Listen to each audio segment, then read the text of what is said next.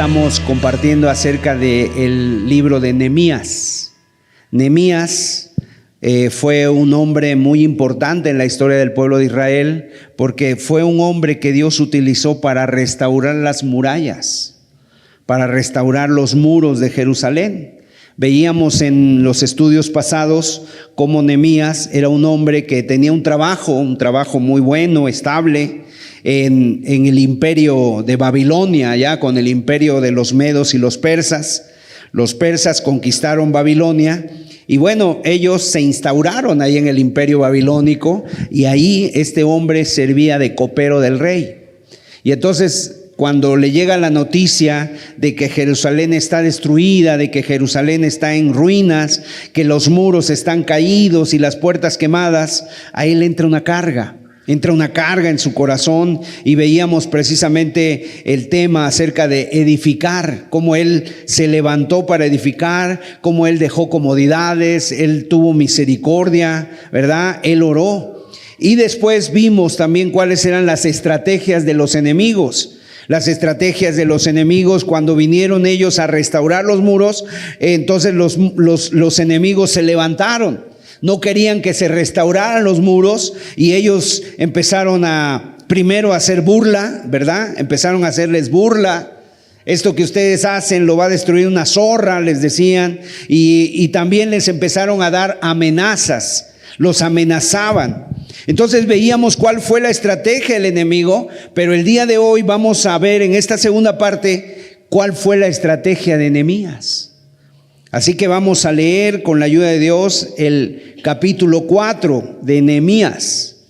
Es un pasaje un poquito largo, pero yo quiero que usted escuche con atención. Va a estar apareciendo en la pantalla y vamos a leerlo para meternos en la escena. Vamos a trasladarnos allá, a esa época. Yo quisiera que pues por medio del Espíritu Santo y nuestra mente, ¿verdad?, nos trasladáramos a ese momento donde están reconstruyendo los muros. Dice así la Escritura: cuando oyó Sanbalat que nosotros edificábamos el muro, se enojó y se enfureció en gran manera, e hizo escarnio de los judíos. Y habló delante de sus hermanos y del ejército de Samaria, y dijo: ¿qué hacen estos débiles judíos? ¿Se les permitirá volver a ofrecer sus sacrificios? ¿Acabarán en un día? ¿Resucitarán de los montones del polvo las piedras que fueron quemadas? Y estaba junto a él Tobías amonita, el cual dijo: lo que ellos edifican del muro de piedra, si subiere una zorra lo derribará. Oye, oh Dios nuestro, que somos objeto de su menosprecio, y vuelve el baldón de ellos sobre su cabeza, y entrégalos por despojo en la tierra de su cautiverio. No cubra su iniquidad, ni su pecado sea borrado delante de ti, porque se airaron contra los que edificaban. Edificamos pues el muro, y toda la muralla fue terminada hasta la mitad de su altura, porque el pueblo tuvo ánimo para trabajar. Pero aconteció que, oyendo Sanbalat y Tobías y los árabes, los amonitas y los de Asdod, que los muros de Jerusalén eran reparados, porque ya los portillos comenzaban a ser cerrados, se encolerizaron mucho. Y conspiraron todos a una para venir a atacar a Jerusalén y hacerle daño. Entonces oramos a nuestro Dios, y por causa de ellos pusimos guarda contra ellos de día y de noche. Y dijo Judá: las fuerzas de los acarreadores se han debilitado, y el escombro es mucho, y no podemos edificar el muro. Y nuestros enemigos dijeron: no sepan ni vean, hasta que entremos en medio de ellos y los matemos, y hagamos cesar la obra. Pero sucedió que cuando venían los judíos que habitaban entre ellos, nos decían hasta 10 veces: de todos los lugares de donde volviereis, ellos caerán sobre vosotros. Entonces, por las partes bajas del lugar, detrás del muro y en los sitios abiertos, puse al pueblo por familias, con sus espadas, con sus lanzas y con sus arcos. Después miré y me levanté y dije a los nobles y a los oficiales y al resto del pueblo: no temáis delante de ellos, acordaos del Señor grande y temible, y pelead por vuestros hermanos, por vuestros hijos, por vuestras hijas, por vuestras mujeres y por vuestras casas. Y cuando oyeron nuestros enemigos que lo habíamos entendido y que Dios había desbaratado el consejo de ellos, nos volvimos todos al muro, cada uno a su tarea.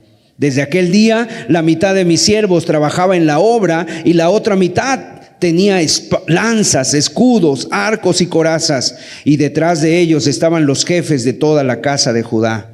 Los que edificaban en el muro, los que acarreaban y los que cargaban con una mano trabajaban en la obra y en la otra tenían la espada. Porque los que edificaban, cada uno tenía su espada ceñida a sus lomos y así edificaban. Y el que tocaba la trompeta estaba junto a mí.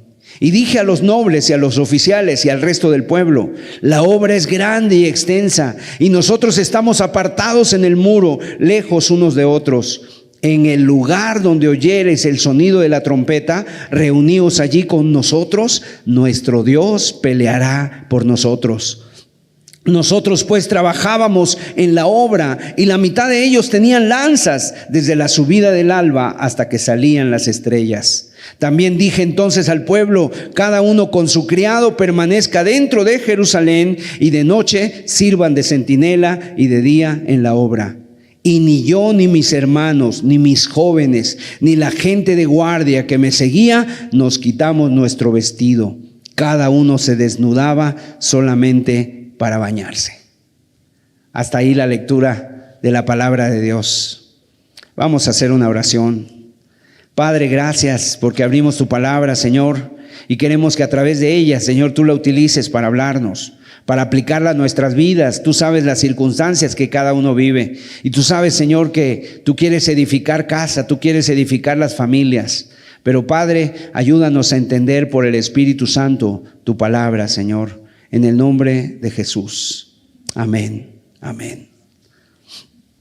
Entonces les decía yo, el contexto es este. La ciudad está en ruinas, hay escombros por todos lados, hay murallas caídas, hay escombros, ¿verdad? El enemigo se está burlando, el enemigo, y Dios lo que hace es despertar a Nehemías, inquietarlo, y le dice: Nehemías, prepara el equipaje, la maleta, ¿verdad? Tómate, no sé, un autobús o tómate algo porque vas a ir a Jerusalén. Y Nehemías se presenta en Jerusalén y llega a Jerusalén y lo que ve a su alrededor, a su entorno, es la tristeza en el ambiente. Hay un ambiente de tristeza, de desolación. Ahí la gente sinceramente no se estaba preparando para celebrar fiestas, no se estaba preparando para celebrar nada. No había entusiasmo, no había ánimo. El diablo, por así decirlo, había arrasado con todo y sobre todo con el ánimo de las personas. Entonces el trabajo de Nehemías en primer lugar fue levantar el ánimo del pueblo.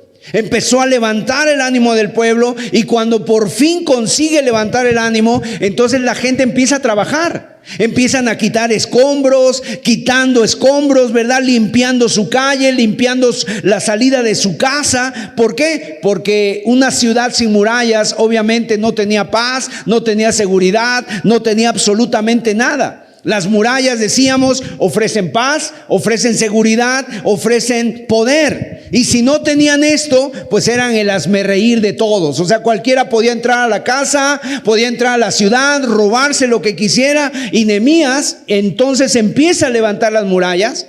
Pero cuando los enemigos ven que él empieza a trabajar, obviamente ellos empezaron a decir: vamos por ellos, estos no se van a salir con la suya, estos los vamos a dejar, los vamos a quitar, los vamos a tirar. Y entonces ahí estaban ellos edificando y los enemigos estaban con esa estrategia: burlas, amenazas, menosprecios, ¿verdad? Estaban ahí continuamente precisamente para hacer cesar la obra. Y veíamos nosotros que el diablo, el enemigo, tenía un plan. Dice: entremos. O sea, lo que los enemigos no solamente no querían era burlarse, tampoco querían espantarlos, darles un sustito. Ellos querían entrar y matarlos. Porque eso es lo que el enemigo quiere, ¿verdad? Él no quiere, o sea, robarte, no sé, tu computadora, tu iPhone, tu reloj o tu teléfono. Él quiere destruirte. Pero obviamente sin que te des cuenta. Y el enemigo entonces tenía una estrategia, ya la vimos, pero vamos a ver hoy la estrategia de Nehemías.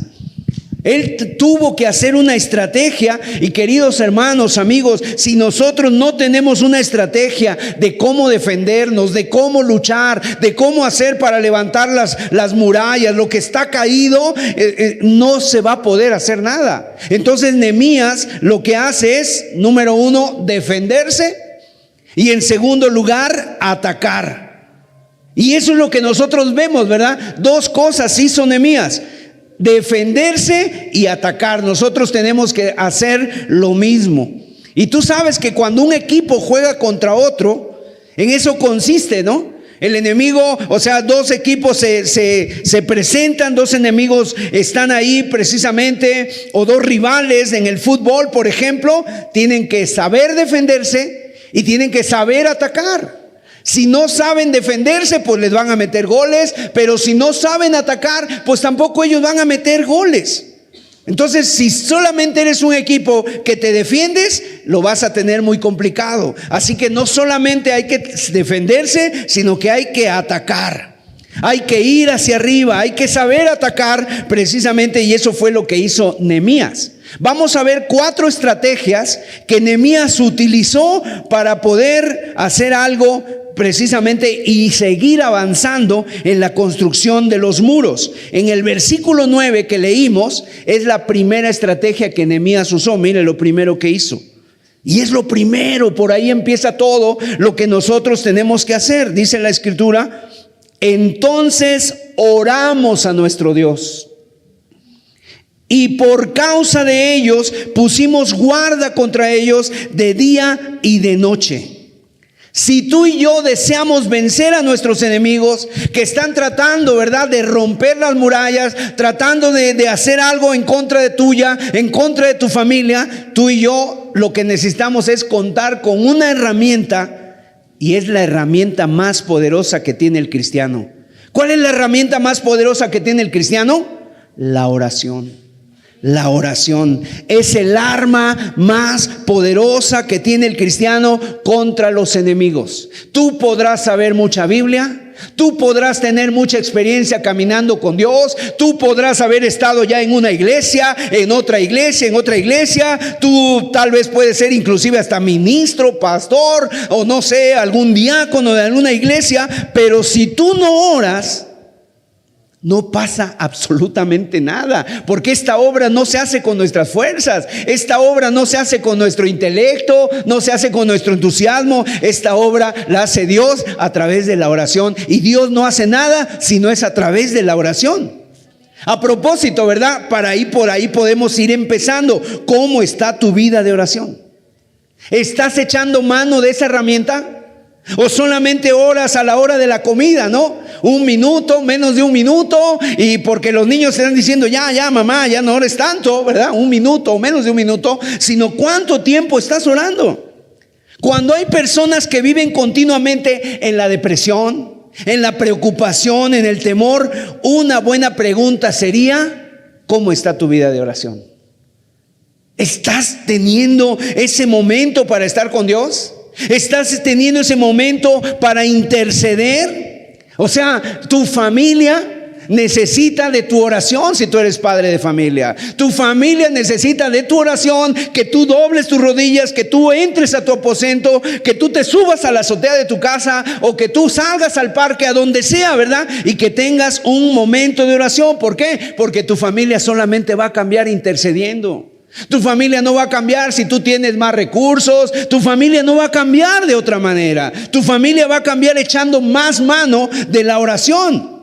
Y precisamente no solamente tenemos que orar, o sea, tenemos que orar, pero esa es la primera responsabilidad que tiene el cristiano. Es la primera arma, ¿verdad? Y aquí veíamos varias veces cómo Nehemías puso, por un lado, trabajando en la obra, pero por otro lado tenían la espada. Tenían la espada y estaban trabajando, ¿no? El pueblo estaba trabajando, en una mano la pala, en otra mano la cuchara, y ahí estaba el pueblo orando y quitando escombros, orando y trabajando, ¿no? Y vemos precisamente eso que siempre debe de haber en nosotros. Por un lado, la oración, pero en segundo lugar, nuestra responsabilidad. Ese es en segundo lugar lo que nosotros tenemos, la estrategia de Nehemías. Es que Dios hace su parte, pero tú tienes que hacer la tuya. Amén. O sea, la oración es muy importante, pero en la oración tú te vas a comprometer con Dios a decir, ¿qué voy a hacer yo?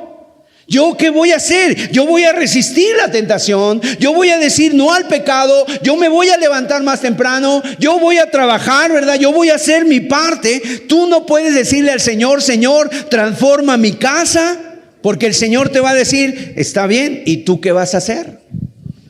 ¿Y tú qué vas a hacer? Señor, edifica mi iglesia. Pero entonces, ¿tú qué vas a hacer? O sea, ¿tú qué parte vas a tener en esa obra que Dios quiere hacer? Mire, el Salmo 127 es un salmo que Dios actúa, pero mire cómo lo hace Dios. Salmo 127, y esta es una versión del lenguaje actual, pero usted la puede ver en su Biblia. Dice, si Jehová no edificare la ciudad, en vano vela la guardia. Pero esta versión, traducción del lenguaje actual, si Dios no construye la casa, de nada sirve que se esfuercen los constructores. Si Dios no vigila la ciudad, de nada sirve que se desvelen los vigilantes. ¿Te das cuenta de esas dos cosas? Lo que Dios hace y lo que hace también el hombre, o sea, nuestra responsabilidad. A veces nosotros queremos echarle toda la responsabilidad a Dios. El Señor es el que va a edificar la casa, pero los constructores van a trabajar. Los albañiles van a agarrar la pala, van a agarrar el pico, van a agarrar, ¿verdad?, las piedras, los van a trabajar. El Señor va a edificar la vida de tu hijo, pero tú te tienes que levantar a hacer el devocional con él, a enseñarle la palabra de Dios. El Señor puede restaurar tu matrimonio, pero tú eres el que tienes que pedir perdón. Tú tienes que restituir con tu esposa, tú tienes que restituir con tu esposo. El Señor va a restaurar tus relaciones, pero tú tienes que hacer tu parte. El Señor te va a librar de la tentación, pero tú te vas a tener que apartar de las cosas que te meten en tentación. En un trabajo, no sé, en alguna relación o en alguna amistad que te está afectando en tu vida espiritual, tú tendrás que hacer tu parte.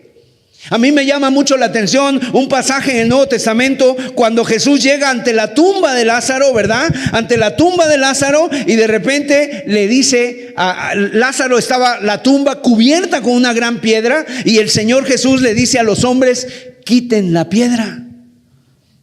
Y entonces después el Señor llama a Lázaro, ya que quitaron la piedra, y le dice, Lázaro, sal fuera. Y entonces viene Lázaro, todo así cubierto, ¿verdad? Con un sudario, ahí estaba cubierto, con vendas, y Lázaro sale, y Dios le regresa la vida, gloria sea a Dios. Pero ¿sabes quién quitó la piedra? Los hombres. Ahora, a veces nosotros queremos hacer al revés.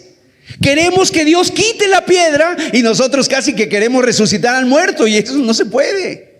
Es al revés. O sea, el Señor va a hacer su parte, pero tú tienes que hacer la tuya. Y viene una pregunta, oye, ¿por qué el Señor, si resucitó y tenía el poder para resucitar a Lázaro, por qué les mandó a los hombres quitar la piedra? Porque los hombres pueden quitar la piedra. Amén. Porque tú puedes quitar cosas de tu vida, porque tú puedes dejar de ver, ¿verdad?, esas cosas que te hacen daño, porque tú puedes controlar tu carácter con la ayuda de Dios, porque tú puedes levantarte temprano. El Señor cuidando la ciudad, pero los trabajadores, realmente los trabajadores ahí velando, vigilando, a lo mejor hasta golpeándose o abriéndose los ojos para no quedarse dormidos. Ese es como Dios actúa. Así también con la hija de Jairo, ¿te acuerdas? Hay otra escena en el Nuevo Testamento donde Jesús llega a la casa de la hija de Jairo y dice la Escritura que esa niña había muerto. Jairo sale a buscar al Señor a la calle. ¿Y qué pasa? El Señor le dice a la niña unas palabras hebreas, talita cumi, y la niña se levanta y vuelve a la vida. Y después Jesús les dice, denle de comer. Porque el Señor no le dio de comer. Porque eso lo podemos hacer nosotros. Porque eso le podemos hacer nosotros. Así que si tú quieres que el Señor edifique tu familia, ¿verdad?, tienes que orar más de lo que has estado haciendo. Hay un pasaje que me sorprende mucho en el Antiguo Testamento, donde el profeta Eliseo le dice a un rey y le dice: a ver, rey, y le da un arco y unas flechas y le dice: golpea el suelo. Y entonces el rey golpea 1, 2, 3. Y Eliseo se queda así como diciendo: si hubieras golpeado más de 5 veces, Dios te habría dado toda la respuesta, toda la victoria sobre tus enemigos. Porque a veces así somos nosotros. Ay, ya oré una vez, ya oré 2 veces y no pasa nada. Pues tienes que orar 5. Y si has orado 5, tienes que orar 10. Y si has orado 10, tienes que orar 15. Porque el Señor es fiel. Pero el Señor también quiere ver tu fidelidad y tu fe. Amén. Entonces, mis amados, si te pones a pensar, mira, tú le tienes que pedir a Dios, pero también por otro lado tienes que actuar. Señor, edifica mi iglesia. Señor, edifica mi casa. Mi casa no está bien, Señor. Yo soy realista, Señor, no está bien mi casa. Tengo que hacer mi parte, tengo que orar. Señor, te pido, Señor, que tú hagas tu obra en mi familia, pero yo no puedo llevar un estilo de vida pasivo. Yo tengo que hacer algo, tengo que estarme, ¿verdad?, alimentando a mí mismo, tengo que estar discerniendo lo que Dios quiere para mí, porque eso es el cristianismo, es un estilo de vida activo, un estilo de vida activo, ¿verdad? Imagínate, nadie va al gimnasio y dice: yo me quiero mantener en forma o quiero correr, pero por acá saca una torta de 2 kilos, ¿no? Nadie hace eso. Sino que una persona va ahí, va a sudar, ¿verdad? La va a pasar mal 1 hora, media hora, pero se va a guardar de ciertas cosas. ¿Para qué? Para que tú puedas ir avanzando. En el cristianismo así pasa. Hay que tomar la cruz. Hay que esforzarse, hay que luchar. La Biblia dice: esfuérzate y sé valiente, le dijo el Señor hasta en 3 ocasiones a Josué. Hay muchas personas que no entendemos esto y pensamos que el cristianismo es vivir un cristianismo pasivo, sentados, cruzados de brazos. Pues yo ya oré y nada más estoy esperando en el Señor y el Señor no hace nada todavía. No, yo creo que Dios no hace nada y vienen las dudas. Dios no me ama, Dios no está conmigo y nos confundimos. Pero mira, más bien es que Dios te está mandando muchas veces cosas, ¿verdad? Te está mandando la respuesta a través de ciertas situaciones. Yo no sé si tú sepas aquella anécdota de un hombre que se había inundado el pueblo y el hombre estaba ahí agarrado de un árbol y el agua subía y subía y subía y de repente: Dios, ayúdame, Señor, manda tu ayuda. Y vino ahí una lancha y le dijo: vente, hombre, súbete. Y él dijo: no, es que yo estoy esperando que Dios me salve, ¿no? Que Dios me salve. Y luego así, hasta que vino un helicóptero, también le dijo: ya, hombre, súbete, porque ya el agua le estaba llegando ya a las ramas. Y el hombre dijo: no, estoy esperando que Dios me ayude, estoy esperando que Dios me salve. Finalmente ese hombre se ahogó. ¿Por qué? Porque Dios le había mandado la ayuda, pero él no la había agarrado. Mire, hay un ejemplo en la Biblia. Vamos a ver a Job capítulo 1 verso 5. Mira lo que hace Job. No solo los domingos, sino todos los días. Job 1:5: y acontecía que habiendo pasado en turno los días del convite, Job enviaba y los santificaba y se levantaba de mañana y ofrecía holocaustos conforme al número de todos ellos, porque decía Job: quizá habrán pecado mis hijos y habrán blasfemado contra Dios en sus corazones. De esta manera hacía, ¿cuándo, Job? Cada sábado, cada domingo, todos los días. Ve cómo Job estaba edificando su casa todos los días. Ahora, ¿qué está sucediendo? Lo que pasa es que Job tiene 10 hijos. Él no sabe lo que están haciendo sus hijos en sus casas. La Biblia dice es que ellos hacían fiestas.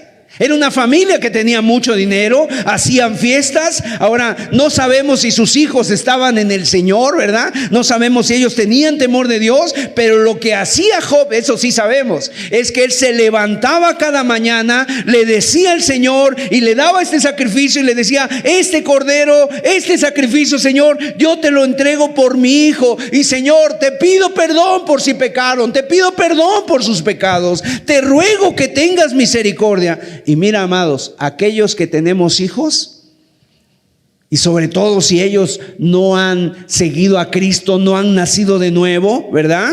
O inclusive si ya son cristianos, ¿qué tenemos que hacer nosotros por ellos todos los días? Estar orando, estar pidiéndole al Señor, ¿verdad? Estar pidiéndoles al Señor, preguntarles cómo están, ¿verdad? Decirles cómo están, pero no es tanto: ay, hermano, yo les preparo el desayuno todos los días. Está bien, pero tienes que orar, tienes que interceder. ¿Estás orando por tus hijos todos los días? O sea, si tú no lo estás haciendo, mira, los enemigos, tú sabes, los enemigos no descansan. Los enemigos no descansan. Él viene, dice la Biblia en Juan 10:10, dice que el enemigo viene para hurtar, matar y destruir. Él quiere arrasar con la vida de tus hijos. Y el día que tú no ores por ellos, los enemigos no descansan, no están de vacaciones. Ellos están haciendo su trabajo y su obra. Y necesitamos orar mucho. A veces en las madrugadas. Yo les soy honesto. Dios a veces me despierta en las madrugadas y lo primero que viene a mi mente son mis hijos, ¿no? Y ahora mis nietos. Señor, ayúdalos. Señor, guárdalos. Señor, fortalécelos. Señor, dale sabiduría. Señor, líbralos, Señor. Y yo no sé, ¿verdad?, qué esté pasando, pero yo les pido al Señor: ayúdalos, Señor. Y eso es constante, mis amados. Necesitamos nosotros constantemente hacer. Mateo 26:41, miren lo que dijo el Señor. Tenemos que clamar más por nuestras familias, por nuestros hijos, por nuestros matrimonios, por nuestro hogar. Y dijo el Señor, Mateo 26:41, velad y orad para que no entréis en tentación. El espíritu a la verdad está dispuesto, pero la carne es débil. Si hay alguien aquí que tiene el Espíritu Santo, cuando tú escuchas estas cosas, si tienes al Espíritu Santo, el Espíritu te está diciendo de inmediato: tienes que hacer esto, esto no lo has hecho. Ahora, obviamente, si no tienes al Espíritu Santo, pues no vas a escuchar esa voz interior. Si alguien está descuidando su relación con Dios, ¿verdad? Si alguien no está intercediendo como Dios quiere, en lo profundo de tu corazón esto no te va a brillar. No te va a hablar nada Dios. Vas a decir: ¿de qué está hablando el hermano? Pero aquí dice: el espíritu está dispuesto. ¿Qué quiere decir el espíritu está dispuesto? ¿Cuándo es el tiempo, el próximo momento de oración? ¿Cuándo nos vemos otra vez? ¿Cuándo va a haber una reunión de oración en la iglesia? ¿Cuándo nos vamos a reunir para orar? Obviamente eso te dice el espíritu. La carne, ¿qué te dice? No, quédate dormido. No te preocupes, todo va bien, ¿no? O sea, la carne te jala para abajo, el espíritu te jala para arriba. La carne no quiere que entres en oración. La pregunta: ¿a quién estamos alimentando más? ¿A la carne o al espíritu? Si tú alimentas más tu carnalidad, entonces vas a estar más indiferente a las cosas espirituales. Entonces, Nehemías en primer lugar tuvo una estrategia, ¿verdad? Hay que orar y después manos a la obra, a comprar las herramientas, a hacer lo que viene, ¿no? Y él, fíjate, puso a las familias. Vamos a ver el verso 13. Este capítulo decíamos que habla de guerra espiritual. En el versículo 13 dice: entonces por las partes bajas del lugar, detrás del muro y en los sitios abiertos, puse al pueblo por familias con sus espadas, con sus lanzas y con sus arcos. O sea, Nehemías sabía que parte de las murallas no estaban terminadas y entonces les dice: por aquí van a entrar. Por aquí van a entrar. Así que, ¿qué hizo Nehemías? Donde había partes bajas, donde todavía no estaban los muros terminados, donde había aberturas, ahí puso a las familias, ahí puso había que cuidar. Y entonces les dijo: tenemos lanzas, tenemos espadas, tenemos arcos, tómenlas y protejan esta parte. ¿Qué quiere decir? Protegió las partes vulnerables de las murallas. Acompáñame al verso 16. Desde aquel día, la mitad de mis siervos trabajaba en la obra y la otra mitad tenía lanzas, escudos, arcos y corazas. Y detrás de ellos estaban los jefes de toda la casa de Judá. Verso 17. Los que edificaban en el muro, los que acarreaban y los que cargaban, con una mano trabajaban en la obra y en la otra tenían la espada. Porque los que edificaban, cada uno tenía su espada ceñida a sus lomos, y así edificaban, y el que tocaba la trompeta estaba junto a mí. Verso 21. Nosotros pues trabajamos en la obra, y la mitad de ellos tenían lanzas desde la subida del alba hasta que salían las estrellas. ¿Sí? Tenían sus lanzas, tenían sus espadas. Estamos en una batalla espiritual, y si no echamos mano de las herramientas espirituales, no vamos a tener victoria. Esa fue la tercera estrategia de Nehemías: usar las armas que el Señor te ha dejado. Tú tienes que usar las armas que el Señor te ha dejado. ¿Cuáles son las armas que el Señor nos ha dejado? Mira, Efesios capítulo 6, verso 10. Aquí vamos a ver las armas. Ya vimos nosotros que nosotros somos vulnerables, que somos débiles, que eres débil y que no debes de confiar en tu fuerza ni en tu prudencia, que tienes que fortalecerte en tu fuerza, que esta es una batalla espiritual, que no se gana con fuerza física.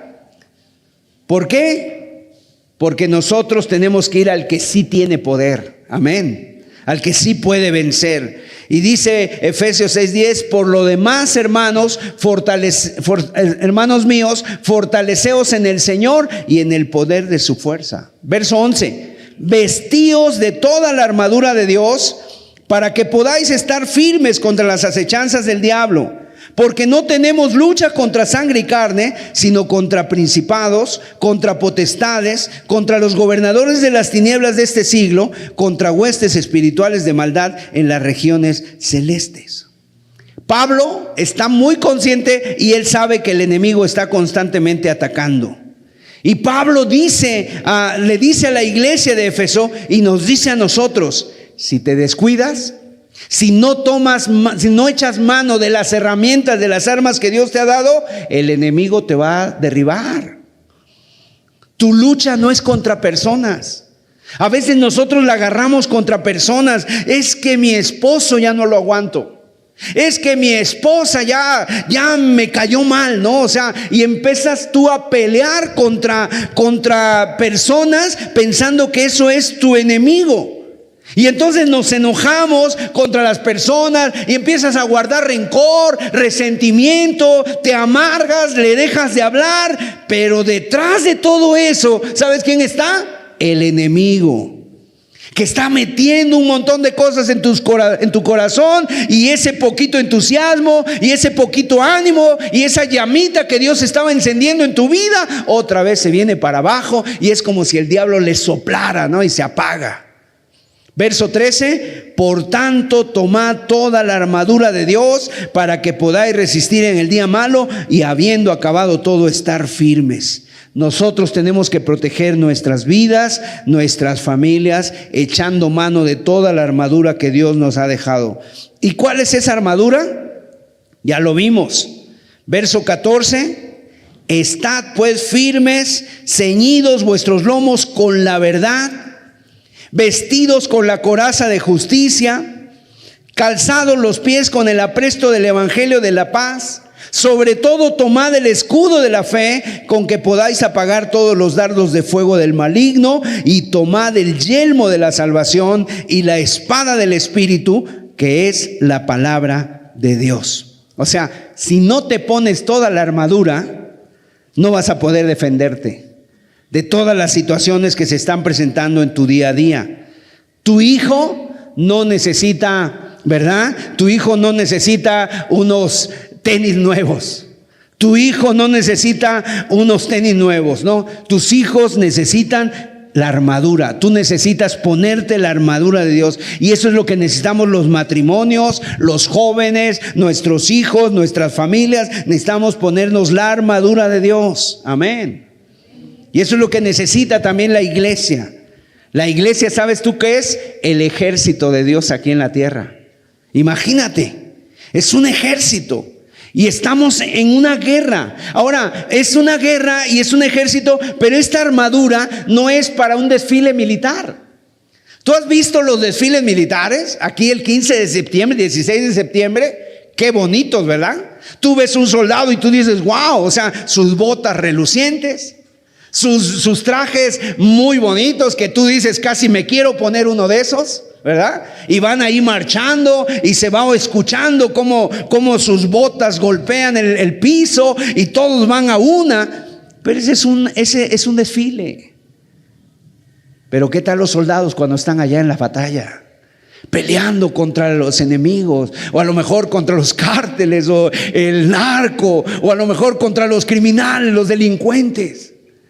Ahí es la verdadera batalla. A eso se refiere el apóstol Pablo. No que digas, yo me pongo la armadura, hermano, y cada día me la estoy cepillando y me la estoy limpiando y está reluciente. No sirve de nada si no entramos al campo de batalla, al campo de acción. ¿Está comprendiendo? 2 Corintios 10:4, mire lo que dice. Porque las armas de nuestra milicia no son carnales. ¿Sí? Amén. No te ha dado el metate, ¿no? No son carnales. No te ha dado una resortera ni un arma, ¿no? Pero sí son poderosas en Dios para la destrucción de fortalezas.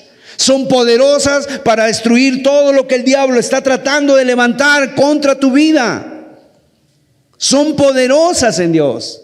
Entonces, en tercer lugar, la tercera estrategia de Nehemías fue el tomar la armadura, el tomar las armas que Dios le había dado. Por un lado trabajaban, pero por otro lado tomaban la espada.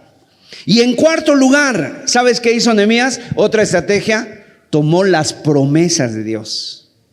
Las promesas de Dios. Entonces Nehemías, para hacer alusión a las promesas, él utiliza 3 verdades. Mire, Nehemías 4:14.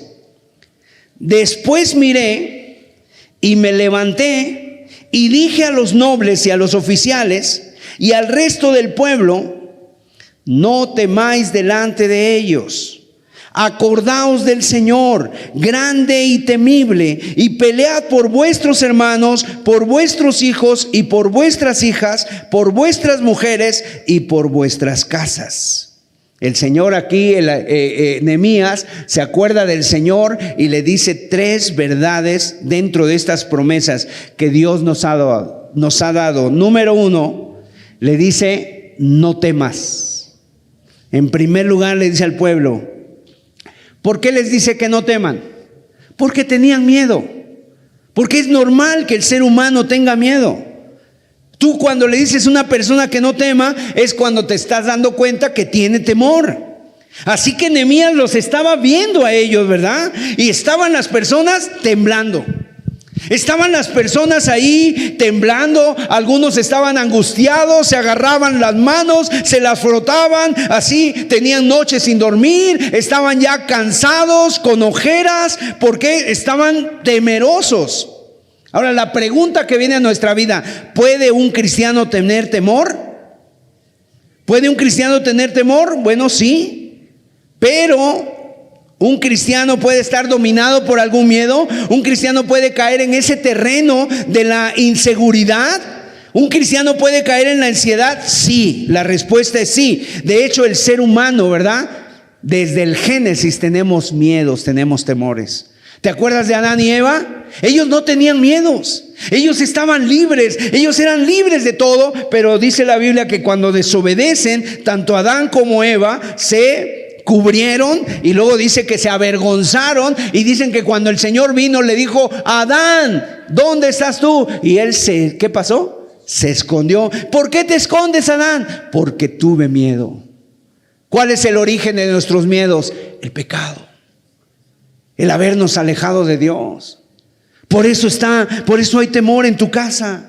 Temor a la soledad, temor a la enfermedad, temor a la pobreza, temor, ¿verdad?, a que pase alguna situación. Y de repente hay personas que dicen: ay, no sé, pero de momento, mire, me dio miedo. ¿Te ha pasado eso a ti? Es que de momento no sé qué sentí, hermano, me vino un miedo. Pero no te ha pasado nada. ¿Por qué? ¿De dónde vienen esas inseguridades? Todos los que estamos aquí seguramente hemos pasado por ese tipo de pensamientos, de ansiedades. Y a veces viene un temor, ¿verdad? O a veces se puede convertir en algo que de repente viene un temor que, mira, tienes hasta problemas para respirar. Te agitas, empieza, no sé, la taquicardia y empiezas ahí a tener problemas para respirar. Pero ¿por qué?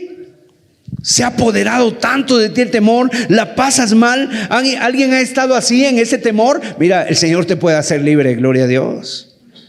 El Señor te puede hacer libre. ¿Cómo salimos de ese terreno del miedo? Escuchando la voz del Señor, escuchando la palabra de Dios. Nehemías le dijo al pueblo: no temas. Y el Señor nos dice a nosotros también: no temas, gloria a Dios, no temas. Alguien ha dicho que esta frase de no temas se repite en la Biblia 365 veces. Algunas otras personas dicen que no es verdad, que por lo menos, que máximo hay 126 ocasiones donde la Biblia dice no temas. Y bueno, yo estoy de acuerdo con ellos. ¿Por qué? Porque algunos dicen: no, es que son 365 veces para cada día del año. Pero si es un año bisiesto. Ahora, aunque no lo diga la Biblia, aunque no lo diga 365 veces, Él es el mismo ayer, hoy y por los siglos. Y el Señor es fiel. Y Él todos los días puede estar con nosotros y todos los días nos puede decir en el fondo de nuestro corazón: no temas. Amén. No temas. No temas. Y esa es la medicina que el cristiano necesita tomarse todos los días. Señor, no voy a tener miedo. Señor, voy a estar confiado. Señor, yo confío en ti, Señor. Tú estás conmigo, Señor. ¿De qué temeré? Si tú estás conmigo, ¿de qué temeré? No temeré lo que me pueda hacer el hombre. Aunque mande en valle de sombra de muerte, tú estarás conmigo, y tu vara y tu cayado me infunden aliento, gloria a Dios. Y tú le puedes decir a tu alma: no voy a tener miedo. Y mañana de la misma manera se lo dices al Señor. Y el martes igual.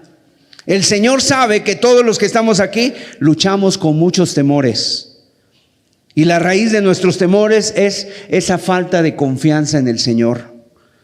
No estás descansando en el Señor. ¿Cómo te liberas de los miedos, de las fobias, de las inseguridades? No temas. Eso fue lo que hizo Nehemías con el pueblo. Le enseñó a confiar en el Señor. No temas. ¿Has visto alguna persona que de repente, y yo creo que a todos nos ha pasado, ¿verdad? Te vas y te haces unos estudios, y de repente esos estudios, tú estás ahí dándole vueltas: ¿cómo estaré? ¿Cómo saldrán? ¿Qué pasa? Y de repente vienen los resultados y te dicen: no hay nada, estás bien. Y se te va todo miedo, ¿verdad? Porque lo dijo un doctor, porque hubo resultados. Bueno, imagínate, si le creemos a los resultados, al laboratorio, al médico, ¿cuánto más no creerle en el Señor? Que dice: en tu mano te tengo esculpido, nadie te arrebatará de mi mano. Gloria a Dios. No temas. En segundo lugar, le dice Nehemías al pueblo: acuérdate del Señor. Acuérdate del Señor. O sea, y esa es la segunda clave. Cuando tú haces algo práctico, te acuerdas del Señor, ¿verdad? Entonces la fe y la confianza en Dios eliminan tus temores. Porque ¿sabes qué dice Jesús en Mateo 6? Si Él cuida de las aves, cuidará también de ti. Si alguien la está pasando mal, cuando la hemos pasado mal, apréndete de memoria esto, ¿verdad? El Salmo, mira este Salmo espectacular, Salmo 56, verso 3 y 4. Qué Salmo tan espectacular.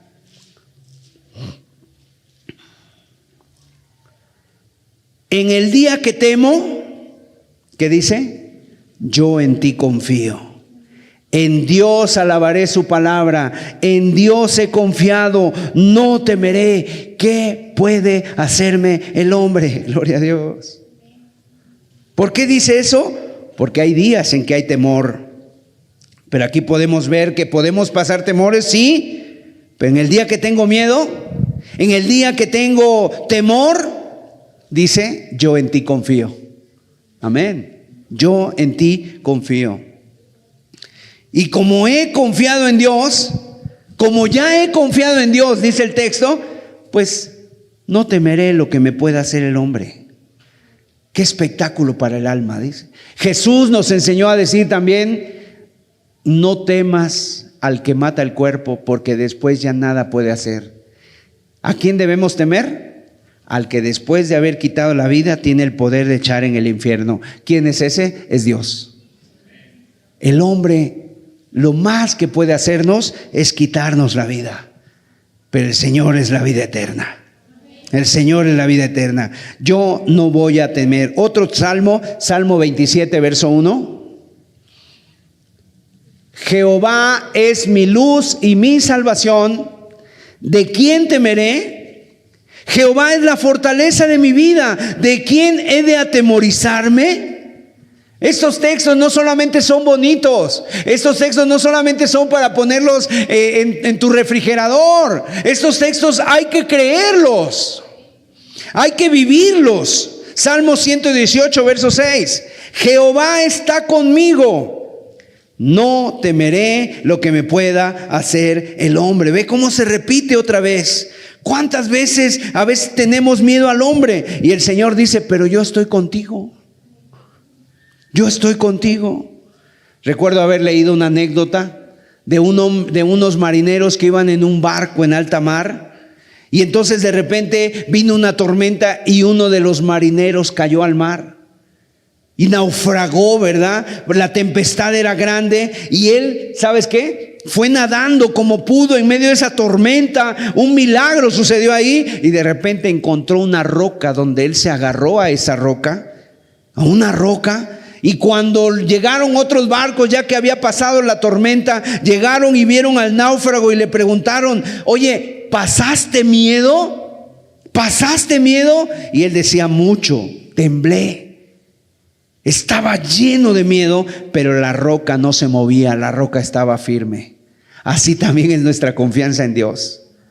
Nosotros podemos temer. David decía, cuando mi corazón desmaye, llévame a la roca que es más alta. Porque la roca, mis amados, no se mueve y la roca es Cristo Jesús. Y tú puedes pasar toda la noche llorando sobre la roca, yo toda la noche sin dormir, pero ahí está la roca no se mueve. Yo tiemblo, pero la roca no. Y dice la palabra de Dios que nuestra roca es Cristo Jesús el Señor. Salmo 18, verso 2, otro salmo. Jehová, roca mía y castillo mío, y mi libertador, Dios mío, fortaleza mía, en Él confiaré, mi escudo y la fuerza de mi salvación, mi alto refugio. Nuestro Dios es una roca, pero mucha gente no tiene esa roca.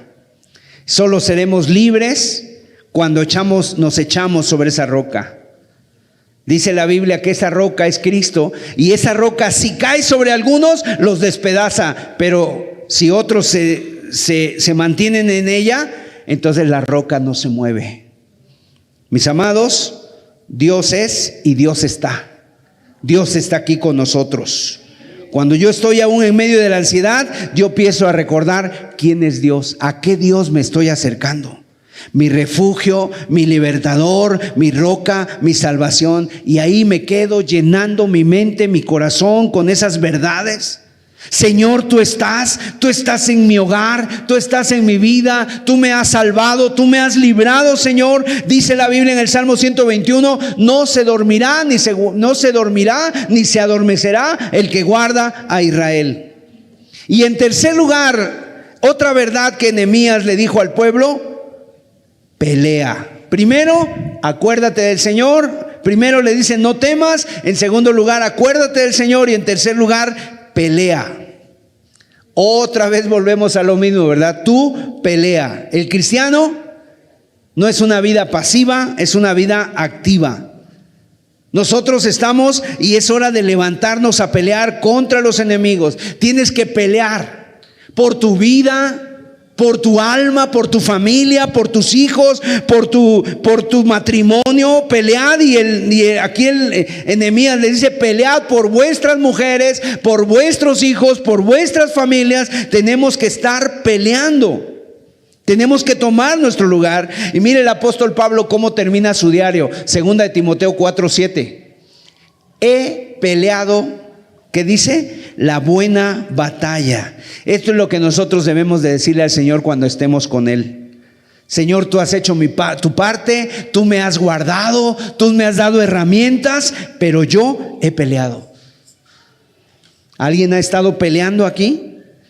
Yo he acabado la carrera, yo he corrido, Señor, pero tú eres el que me has guardado, tú eres el que me has dado la gracia, la victoria. Y él estaba vestido como un soldado de Cristo. Así que, amados, yo quiero terminar este pasaje, quiero terminar esta predicación leyendo este pasaje. Miren, Nehemías 4, 19 al 20. Y dije a los nobles y a los oficiales y al resto del pueblo: la obra es grande y extensa, y nosotros estamos apartados en el muro, lejos unos de otros. En el lugar donde oyeres el sonido de la trompeta, reuníos allí con nosotros, nuestro Dios peleará por nosotros. Amén. Nehemías era un hombre que tenía la sabiduría de Dios, y en un momento le dijo al pueblo, ¿verdad? Estamos separados el uno del otro, estamos edificando y estamos separados, y el diablo quiere venir y destruir.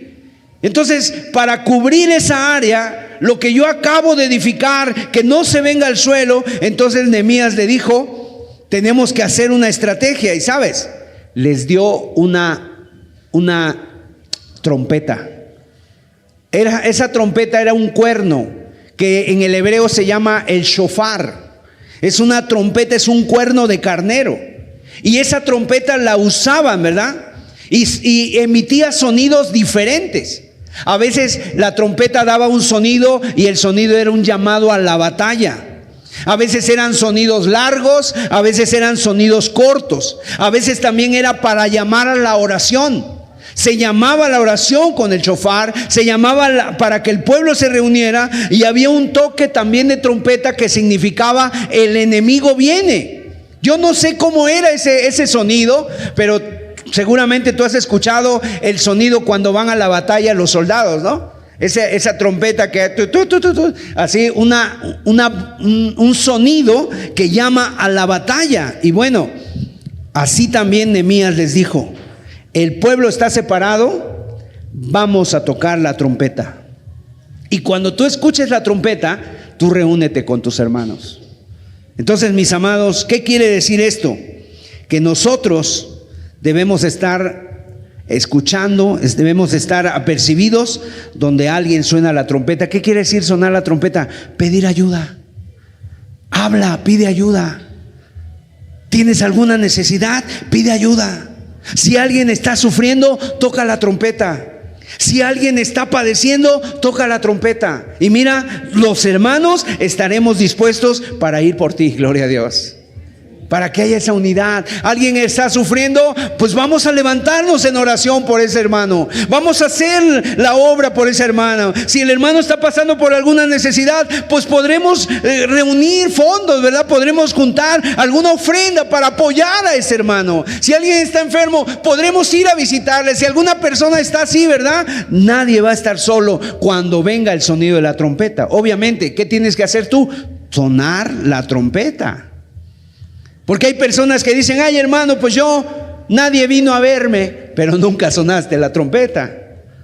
Nunca dijiste, nunca lo expusiste, nunca lo diste a conocer. Tú debes de tocar la trompeta. Amén. Y es que, hermano, alguien puede decir, hermano, yo he tocado la trompeta muchas veces y nadie viene. Puede suceder eso también, que a lo mejor suene la trompeta y nadie venga, pero mira, el Señor sí va a estar ahí a tu lado. Porque Pablo decía, todos en Asia me abandonaron, estuve solo, nadie estuvo conmigo, pero el Señor estuvo a mi lado. Gloria al Señor, el Señor estuvo a mi lado, el Señor me ha ayudado. Hay etapas donde de repente, como en el Getsemaní, como el Señor Jesús le dijo a sus discípulos, oren por mí, oren, ayúdenme a orar. ¿Y qué pasó? Los encontró durmiendo. Todos se durmieron. Y en ese momento que tú tienes una necesidad, no hay grupos de WhatsApp que contesten. Haces llamadas, nadie contesta. Le llamas a un hermano, no contesta, otro hermano tampoco. Entonces, ¿qué haces? Le clamas al Señor y el Señor sí viene en tu ayuda. Porque el Señor es fiel, alabado sea Dios. El Señor es fiel. Así que toca la trompeta. Donde haya una necesidad, ahí estaremos, hermanos. Amén. Ahí estaremos. Y si nadie viene, el Señor vendrá. Primera Tesalonicenses 4, 16 y 17. Con este texto termino, porque mira, dentro de poco vamos a escuchar la trompeta. Vamos a escuchar una trompeta. ¿Y sabes qué? Esa trompeta nos va a recordar que toda la maldad, que todo el sufrimiento, que toda la enfermedad, que todo esto se va a acabar, que esta tierra pasará, pero la palabra del Señor permanecerá. Dice, porque el Señor mismo, con voz de mando, con voz de arcángel y con trompeta de Dios, descenderá del cielo, y los muertos en Cristo resucitarán primero. Luego nosotros, los que vivimos, los que hayamos quedado, seremos arrebatados juntamente con ellos en las nubes para recibir al Señor en el aire, y así estaremos siempre con el Señor. Esa es la buena noticia para cada uno de nosotros, hermanos, que un día el Señor tocará la trompeta para reunirnos a todos. ¿Tú estarás ahí, hermano? ¿Estarás ahí cuando el Señor te llame? Porque Cristo dentro de poco tocará la trompeta. Bendito y alabado sea su nombre. Vamos a darle gracias a Dios. Señor amado, muchas gracias, Padre. Gracias por la estrategia de Nehemías, Señor, porque es la estrategia que nosotros queremos usar, Señor. Ayúdanos, Señor, a tomar las armas. Ayúdanos a orar, Señor, como conviene. A levantar, Señor amado, el nombre del Señor en alto. A orar, Padre.